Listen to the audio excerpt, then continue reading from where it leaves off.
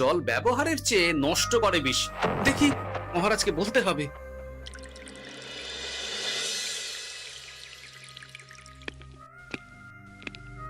এই তো গোপাল এসে গেছে।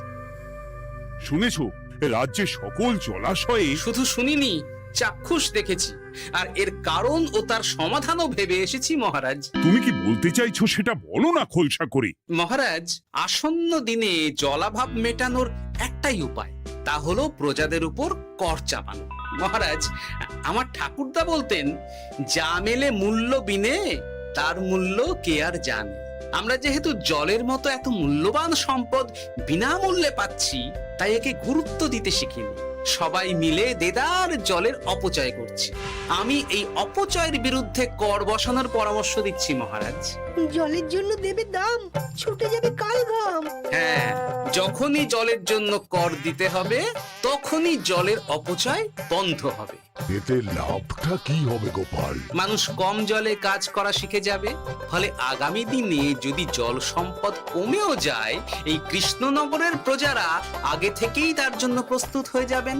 কিন্তু আমি আমার প্রজাদের কাছ থেকে জলের দাম নেব গোপাল? না মহারাজ, কর বাবদ যে অর্থ উপার্জন হবে, তার সাথে আপনার দান মিলিয়ে রাজ্যের মধ্যে একটা বিরাট কৃত্রিম জলাধার বানানো হবে, বাহ বাহ বাহ! যেখানে বৃষ্টির জল সংরক্ষণ করা যাবে মহারাজ। এতে সারা বছর ধরে আর কোনো জলের অভাব থাকবে না মহারাজ। গোপালের প্রস্তাব বড় ভালো লেগেছে।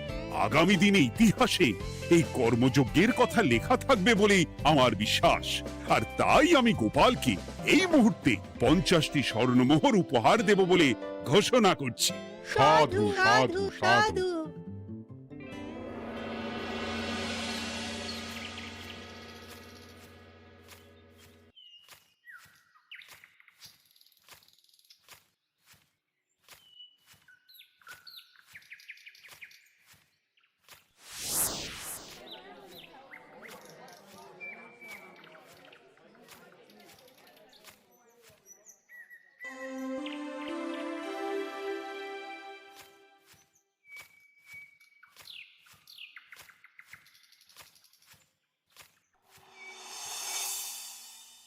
মানে আমার এই এতটুকু স্বাদ তুমি পূর্ণ করবে না?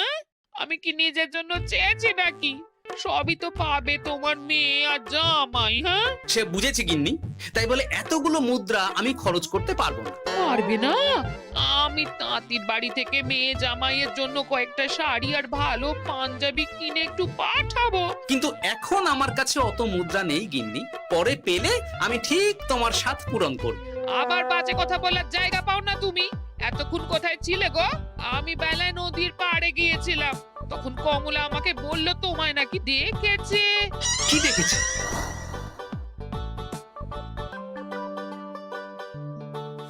কোথায় গেল?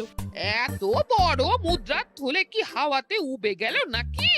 এই রে, এ তো মহা ঝামেলা। কখন কে যে গিন্নিকে খবর দিচ্ছে সেটা টেরও পাইনি। বলি মুখে কুলু পাটলে যে বড়।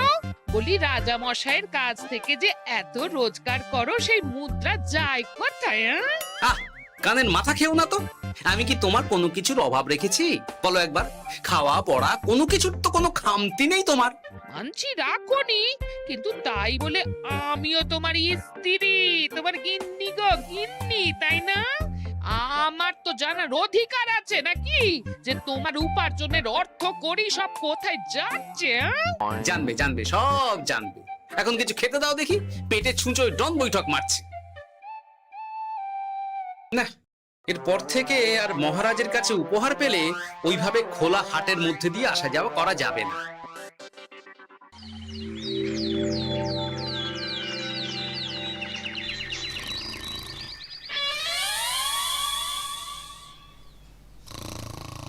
তোমার আর কোনো চিন্তা নেই গোপাল। আমি তোমার মাসোহারা তো বাড়িয়ে দিলাম, সঙ্গে প্রত্যেক দিন তুমি 10 মোহর করে পারিতোষিক পাবে। এই নাও। আহ, এই ভোরবেলায় একটা জব্বর স্বপ্ন দেখা গেল বটে। এই স্বপ্ন খুলে গেলে আর কোনো চিন্তা নেই। গিন্নি, ও গিন্নি, বলি গেলে কোথায়? গিন্নি, সাড়া নেই। ও গিন্নি, রাগ করলে নাকি গো? আরে এসো এসো, এমন একটা স্বপ্ন দেখেছি না যে তোমার আর কোনো চিন্তা থাকবে না গিন্নি। মোহর আর মুদ্রা একেবারে ঝরে পড়বে গো।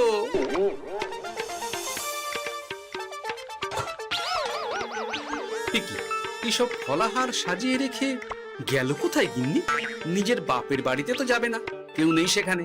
মেয়ের বাড়ি গেল নাকি? না, মেয়ের বাড়িতে তো গিন্নি যায় না। তাহলে না না, খালি পেটে এত ভাবতে পারছি না। আগে মুখ হাত ধুয়ে এসে কিছু খেয়ে নি, তারপর দেখি গিন্নি কোথায় গেল। না, গিন্নিকে তো কোথাও দেখলাম না। গেল কোথায়? যাকে আগে রাজবাড়িতে তো যাই, ফেরার সময় না হয় আবার খোঁজ নেব, ততক্ষণে ফিরেও আসতে পারে।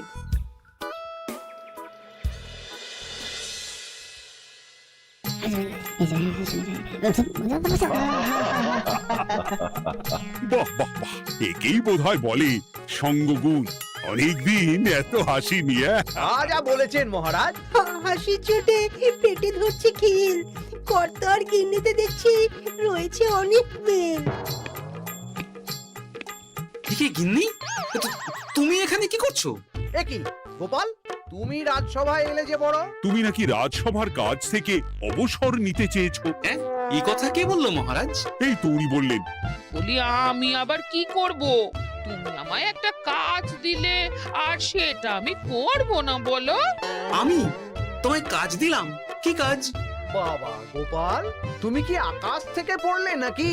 তুমিই তো তোমার গিন্নিকে বলে পাঠিয়েছো যে তুমি আর রাজসভার কাজে যোগ দিতে চাও না। তোমার নাকি আর কাজে মতি নেই, তুমি বিশ্রাম চাও।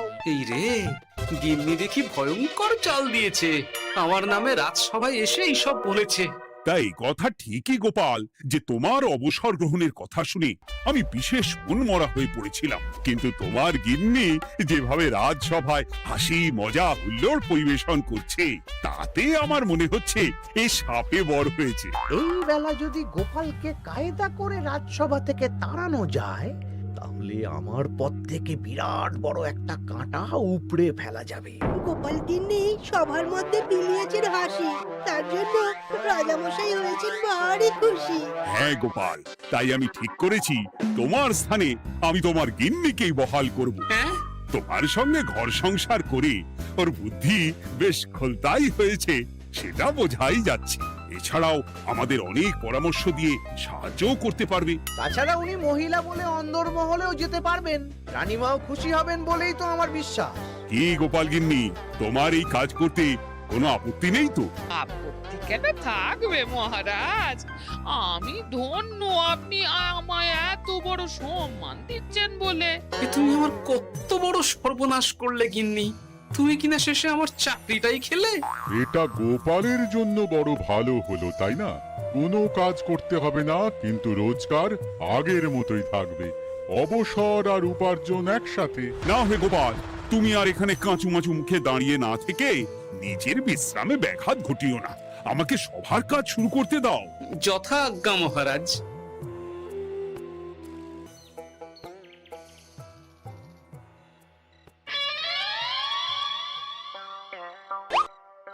মানে মহারাজ সমস্যার সমাধান করতে দিয়েছেন তোমাকে, আর তার উত্তর দেব আমি? কেন? তুমি আমার চাকরি খাবে আর তোমার সেই চাকরি রাখার দায় নেব আমি? হ্যাঁ হ্যাঁ, নেবে। মানে কাল রাজসভায় মহারাজের সমস্যার সমাধান করব, সেই মতো কথা দিয়ে এসেছি। হ্যাঁ, আগাম 10টা মুদ্রাও পাকিয়ে এনেছি। তার থেকে তোমায় একটা মুদ্রা দিলাম। এখন মানে মানে আমাকে উত্তর বলে দেবে, না হলে আমি কেন দেব? আমি পাবো একটা মুদ্রা, আর তুমি আমার কাছে উত্তর জেনে নিয়ে সেটাই বলে পাবে 9 মুদ্রা। কিছুতেই না। বলবে না? না। তাহলে ভালো করে শুনে রাখো, আজ থেকে ঘরের উনুনে হাঁড়ি চড়বে না। চাকরি তো খুইয়েইছ, এবার না খেয়ে প্রাণটা খোয়ানোর জন্য তৈরি হয়ে যাও। হ্যাঁ। ওরে বাবা, এমন কথা কেন বলছো গো গিন্নি? তুমি তো জানো যে খিদে একদম সহ্য করতে পারি না। এখন যদি তুমি এইসব বলো, তাহলে আমার রক্ষে নেই গো। বেশ, তাহলে আমি যা জানতে চাইছি শ্বশুর শ্বশুর করে বলে ফেলো দেখি। এ আমি কি শাঁখের করাতে পড়লাম রে বাবা। ঠাকুর, এত দুর্ভোগ লেখা ছিল। ঘরে বাইরে সব জায়গায় এত হেনস্থা যে সহ্য করা যায় না ঠাকুর।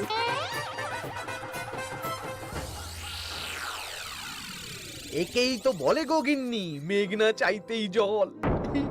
এতদিন কতভাবে চেষ্টা করেছি গোপালকে রাজসভা থেকে তাড়াবার, আর গোপাল নিজেই কিনা রাজসভা থেকে পালিয়ে গেল। কি সব বলছো? তোমার শরীর ঠিক আছে তো? শরীর মন সব ঠিক আছে, তবে গোপালের বদলে কাকে বহাল করা হয়েছে শুনলে তোমার মাথা ঘুরে যাবে। কাকে? গোপাল গিন্নিকে। আমার কিন্তু বিষয়টা খুব একটা সরল ঠেকছে না গো। গোপাল ভাঁড়ের বুদ্ধি তো আর যে সে বুদ্ধি নয়। উনি যাই করেন খুব ভেবে চিন্তে করেন, এর পেছনে আবার কোনো মতলব নেই তো। এটা তুমি মন্দ বলনি গিন্নি, গোপালকে নিয়ে সত্যি কোনো বিশ্বাস নেই। ও কখন কি ঘোট পাকাচ্ছে বলা যায় না। আমাকেও সাবধানে থাকতে হবে, দেখতে হবে যে গোপাল আসলে কি চাল চালতে চাইছে।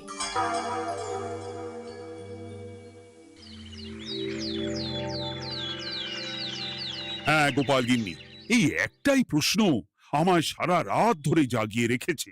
মানুষ মরে ভূত হয়, ভূত কি মরে? তাহলে ভূত মরলে কি হয়? মানে মহারাজ, এই প্রশ্নের উত্তর আমার আজকে দিতে ইচ্ছে করছে না। হ্যাঁ, আমি না হয় আপনাকে আগামীকাল এই প্রশ্নের উত্তর দেব, ঠিক আছে? হ্যাঁ, গাছ থেকে পড়ে গেলে জাপটে ধরে ডালকে। আজকের প্রশ্নের উত্তর উনি দেবেন কালকে। না হে গোপাল গিন্নি, তা হয় না। এই প্রশ্ন আমাকে সারা রাত বিচলিত করেছে। আবার যদি আজকেও এই প্রশ্নের উত্তর না পাই, তাহলে তো আবার একটা নিদ্রাহীন রাত আমাকে কাটাতে হবে। মানে আমি বলছিলাম কি মহারাজ, গোপাল গিন্নি তো সদ্য এই কাজে বহাল হয়েছে, তাই তাকে তো একটু সময় দেওয়া দরকার নাকি? কিন্তু প্রশ্নের উত্তর না পেলে যদি মহারাজের শরীর খারাপ হয়, তার দায় কে নেবে মন্ত্রী মশাই? এই রে, এখন আমি কি করব? এ তো মহা বিপদে পড়লাম দেখছি। আচ্ছা মহারাজ, ঠিক আছে ঠিক আছে, আমি এই প্রশ্নের উত্তর দেব, কিন্তু আমার না একটু সমস্যা আছে।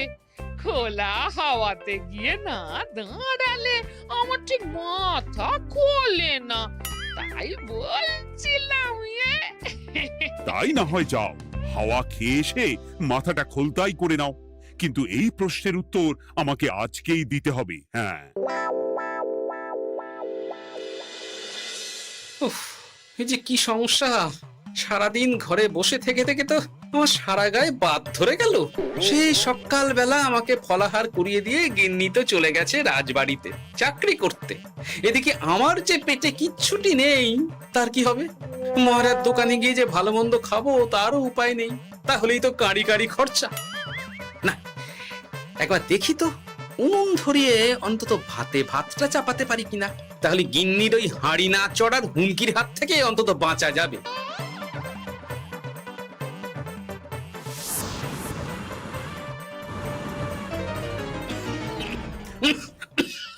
ও বাবা গো, ও বাবা, এত কেসে কেসে সোজা শেষ যাত্রা হয়ে যাবে আমার।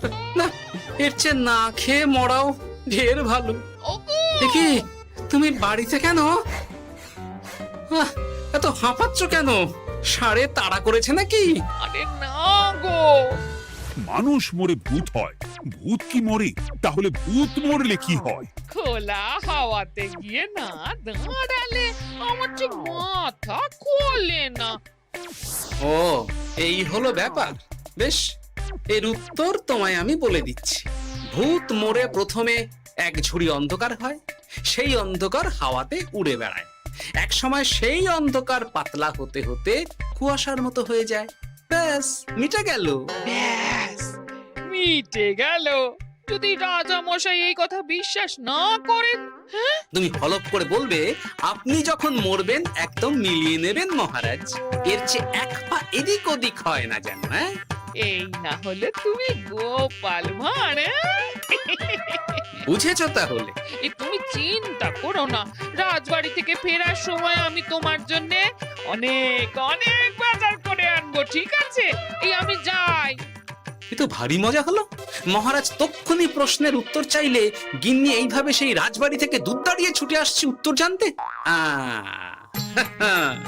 আমাকে তুমি একটা চাল দিয়ে কুপকাত করেছে তো গিন্নি। এইবার বুঝবে কত ধানে কত চাল।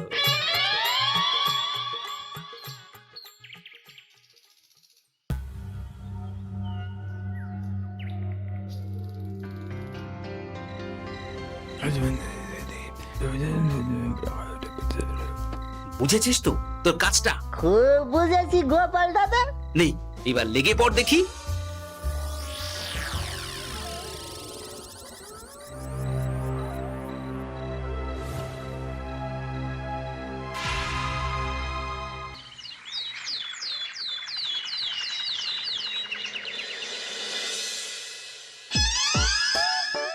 তাহলে আর বলছি কি তোমাদের, সকালবেলায় উঠে দেখি মুখের এই হাল।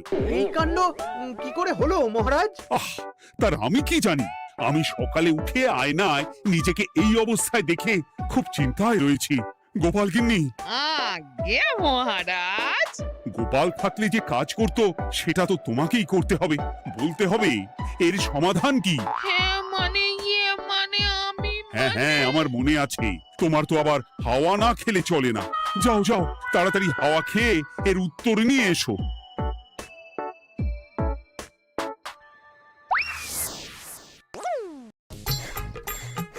এই জন্য তুমি এত দূর ছুটে এলে গিন্নি? মহারাজকে বলবে যে তিনি যেন আজ রাতে চাদরটা মুখে ভালো করে মুড়িয়ে ঘুমোন, তাহলেই মিটে যাবে। এই রং চলে যাবে আর নতুন করে কিছু হবেও না। ও মা, বলি এত সোজা সমাধান? হ্যাঁ? তা নয় তো কি?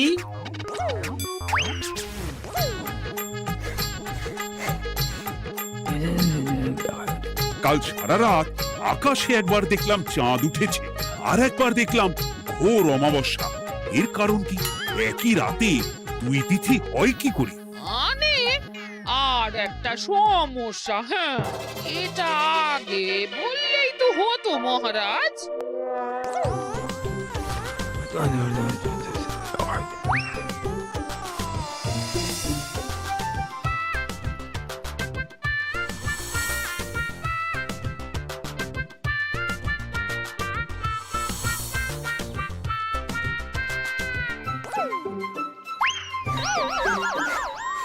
এ কি, তুমি হাওয়া খেতে গিয়ে এইভাবে খাবি খাচ্ছ কেন গোপাল গিন্নি? এর কারণ আমি জানি মহারাজ। সে কি কাণ্ড! তুমি কি করে জানলে? গোপাল গিন্নি মোটেও হাওয়া খেতে যায়নি মহারাজ, সে গেছিল নিজের বাড়িতে গোপালের কাছে আপনার বলা প্রশ্নের উত্তর জেনে আসতে। মানে গোপাল গিন্নি তার মানে আমাকে ঠকিয়েছে? তা জানি না মহারাজ, তবে আমার মনে হয় এর পেছনে গোপালের কোনো গভীর ষড়যন্ত্র আছে, না হলে সে এমনটা করবে কেন? আর এক রাতেই আপনার সাথে এতগুলো অদ্ভুত ঘটনা পর পর ঘটবে কেন? বটে, এক্ষুনি গোপালকে ডেকে আনো।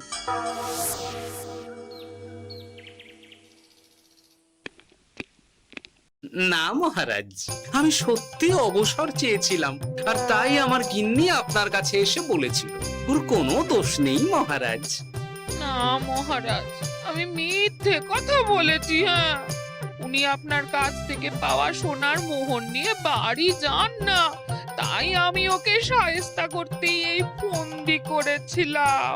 আসলে মহারাজ, আমি আপনার কাছ থেকে পাওয়া সোনার মোহর জল প্রকল্পের কাজে লাগাবো বলে কিছু জনকে নিয়ে একটা দল গঠন করতে গিয়েছিলাম, আর তাদের কাছেই ওগুলো রেখে এসেছি। এটা যদি আমার দোষ হয় তাহলে আমি ক্ষমা প্রার্থী মহারাজ। সাধু গোপাল, সাধু তোমার উত্তর। এই কাণ্ড! আর এদিকে রাজবাড়ি থেকে বাড়ি, আর বাড়ি থেকে রাজবাড়ি করতে করতে আমার প্রাণ ওষ্ঠাগত হয়ে গেছে মহারাজ। ওহ, আমার ঘাট হয়েছে, আপনি আমায় ক্ষমা করে দিন মহারাজ। এইবার মজার টের পেয়েছ তো গিন্নি? আপনি আপনার আদরের গোপাল ভাঁড়কেই তার চাকরি ফিরিয়ে দিন মহারাজ। আমি যাই আমার হেসেল সামলাতে। কেলে পচা খুব ভালো করেছে বলতে হবে।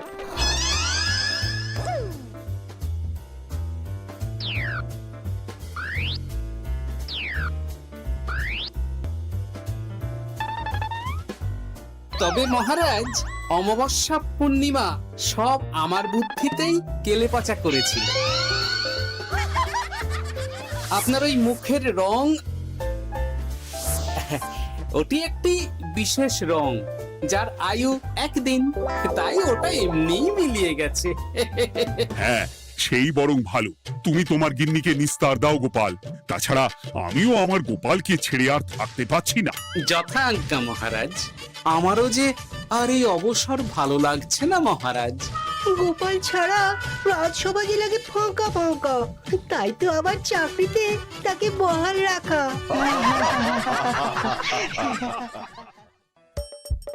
হাসির রাজা, জ্ঞানের রাজা, রসিক রাজা।